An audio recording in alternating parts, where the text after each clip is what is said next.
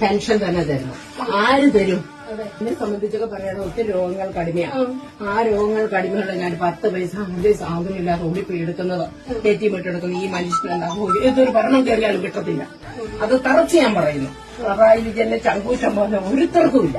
ഈ യുഡിഎഫ് തകർക്കാനായിട്ട് നോക്കുന്ന പല അവസരങ്ങളും ആ മനുഷ്യനത് ബുദ്ധിപൂർവ്വം കണ്ട് പുള്ളി നടപ്പിലാക്കുവാണ്. പുള്ളിയുടെ അടുത്ത് പോയി ലക്ഷണം വെച്ച് പഠിച്ച് പഠനം കണ്ടിട്ട് വേണം ഇവനൊക്കെ ഇറങ്ങിത്തിരിക്കാൻ. എന്നിട്ട് കുടിശ്ശിട്ടങ്ങനെ വെച്ചേക്കാം. ഈ തുണി പൊക്കി കുത്തി പോയിട്ടല്ലേ ഇവരിനി കയറി എത്ര നമുക്ക് തരും?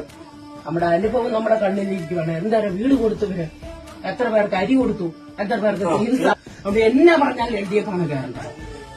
ഞാൻ കഴിഞ്ഞ 2 പ്രാവശ്യവും പ്രാർത്ഥിച്ചു കൊണ്ടേന്ന് പ്രധാനമന്ത്രി 2 പ്രാവശ്യം ജയിച്ചു. ജയിക്കും എന്നുള്ളത് ഉറപ്പാണ്. ഞാൻ അതുപോലെ ദീർഘമായി പ്രാർത്ഥിക്കുന്നു. കാരണം വെച്ചാൽ കർത്താവ് കൊണ്ട് ചെന്നോളെ ആര് വരും? അത് പ്രാർത്ഥനയും